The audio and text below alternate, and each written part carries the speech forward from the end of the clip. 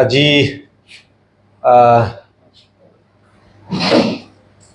ইয়াতে press কনফাৰেন্সত media বন্ধুসকল সকলোকে আপোনালোকক ধন্যবাদ জনাইছোঁ। আপোনালোকে সময়মতে আহি ইয়াতে আমাৰ লগত একেলগে এই কনফাৰেন্সত যোগ দিব পৰাৰ কাৰণে।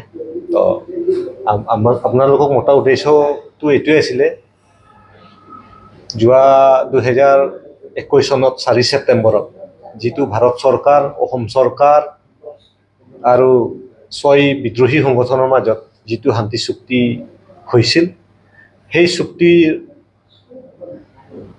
3.6 এইটো ক্লজ অনুসৰি তাতে আছিলে ক্লজত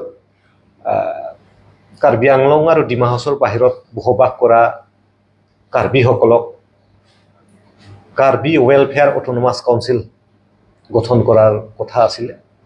আৰু এইটো যোৱাকালি অসম কেবিনেটত এইটো সিদ্ধান্ত লোৱা হ'ল আৰু অহা 25 তাৰিখে এইটো বিল উইণ্টাৰ ছেছনত এইটো বিল উত্থাপন হ'ব বুলি আমি খবৰ পালোঁ। সেইকাৰণে আমি 6 সংগঠনে আমাৰ যিটো শান্তি চুক্তিৰ দফা এইটো আজি ইমপ্লিমেণ্ট কৰি দিয়াৰ কাৰণে অসম চৰকাৰৰ মাননীয় মুখ্যমন্ত্ৰী ডক্টৰ হিমন্ত বিশ্ব শৰ্মা ছাৰক আৰু কাৰ্বি আংলং অট'নমাছ কাউন্সিলৰ CEM ডক্টৰ তুলিৰাম ৰংহাং ছাৰক আমি 6 সংগঠনৰ পৰা অশেষ ধন্যবাদ জনাইছোঁ। তেখেতসকলে যিটো শান্তি চুক্তিৰ সময়ত যিটো কথা দিছিলে, প্ৰতিটো দফা নিৰ্ধাৰিত সময়ৰ ভিতৰত ইমপ্লিমেণ্ট কৰি দিম বুলি যিটো কথা দিছিলে, এইটো আজি হৈ উঠিছে।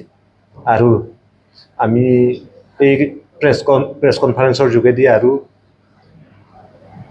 আমি অনুৰোধ কৰিম, বাকী যিবিলাক দফা 2-এটা যিবিলাক এতিয়ালৈকে ইমপ্লিমেণ্ট হোৱা নাই, এইবিলাক দফাও যাতে সোনকালে ইমপ্লিমেণ্ট কৰি দিয়ে, এটা অনুৰোধ থাকিল। আজি আপোনালোকক মতা ইয়ালৈ আমন্ত্ৰণ কৰা এইটোৱে আছিলে আমাৰ উদ্দেশ্য। এইখিনি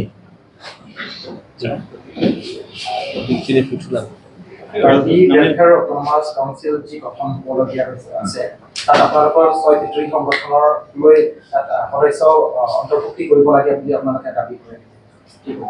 এনেইতো আমাৰ 6 সংগঠনৰ সদস্যসকল আছে, ছিনিয়ৰ সদস্যসকলো আছে। এইটো কাৰ্বি আংলঙৰ বাহিৰত যিটো এতিয়া গঠন কৰিবলৈ গৈ আছে, সেই অঞ্চলত আমাৰ 6 সংগঠনৰ সদস্যসকল আছে। গতিকে আমি আমাৰ 6 সংগঠনৰ মাজত আলোচনা কৰিম, আলোচনাৰ মৰ্মে এইটো আমি সিদ্ধান্ত ল'ম।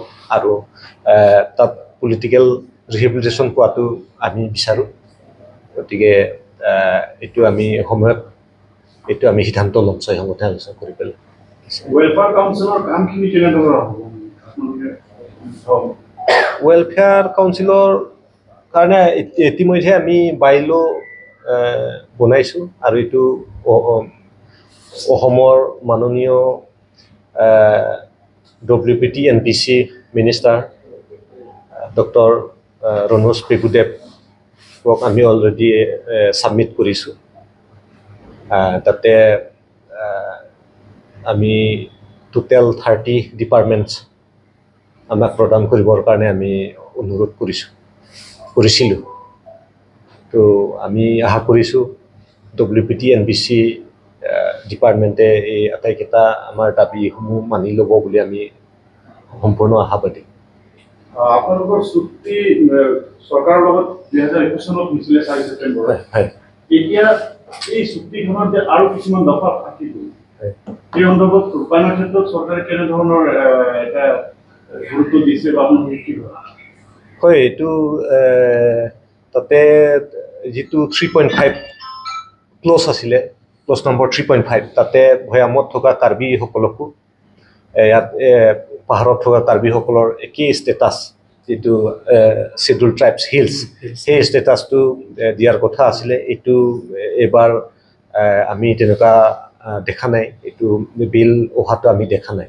কিন্তু আমি আশাবাদী এইটো অতি সোনকালে ৰূপায়ণ হ'ব বুলি আমি আশা কৰিছোঁ। লগতে আমাৰ কেডাৰসকলৰ যিবিলাক ক্ৰিমিনেল কেছ পেণ্ডিং হৈ আছে, এই ক্ৰিমিনেল কেছ কেইটামান আছে, এতিয়াও পেণ্ডিং হৈ আছে। এইবিলাকো অতি সোনকালে এইটো কেছবিলাক নোহোৱা হ'ব বুলি আমি আশা কৰিছোঁ। মুখ্যমন্ত্ৰী স্বয়ং কাৰ্বি আংলঙৰ কাৰ্লাংচুত উপস্থিত হৈ তেওঁ এটা নিৰ্ধাৰিত সময় দিছিলে হয়। যে ভৈয়ামৰ কাৰ্বিসকলকো সমমৰ্যাদা দিয়াৰ এটা সময় দিছিলে। আপোনালোকে তেওঁৰ প্ৰতিশ্ৰুতিৰ ওপৰত কি ক'ব? হয়। যিহেতু নিজেই দিছিলে। হয়, তেখেতে যোৱা 17 এপ্ৰিল, মোৰ ভালকৈ মনত নাই, 17 এপ্ৰিলত হ'ব লাগে, তেখেতে আহিছিলে। আহি পেলাই সকলো দল সংগঠনক আমাক মাতিছিলে, ভৈয়ামত থকা সকলো কাৰ্বিসকলৰ দল সংগঠনক মাতিছিলে। সেই তেতিয়া আমাক কথা দিছিলে যে এই দুটা দফাটো এটা নিৰ্ধাৰিত সময়ৰ ভিতৰত এইটো ৰূপায়ণ কৰিম বুলি কথা দিছিলে। আৰু সেইমতে আজি এইটো এটাটো হ'ল, আৰু এটাটো আমি অতি সোনকালে এইটো ৰূপায়ণ হ'ব লাগে বুলি আমি অনুমান কৰিছোঁ বা আশা কৰিছোঁ। আৰু পৰৱৰ্তী সময়ত আমি মুখ্যমন্ত্ৰী ডাঙৰীয়াক লগ কৰি পেলাই এইটো বিষয়ে তেখেতক আমি ৰিমাইণ্ড কৰিম। আৰু আমি সম্পূৰ্ণ আশাবাদী এইটো হ'ব।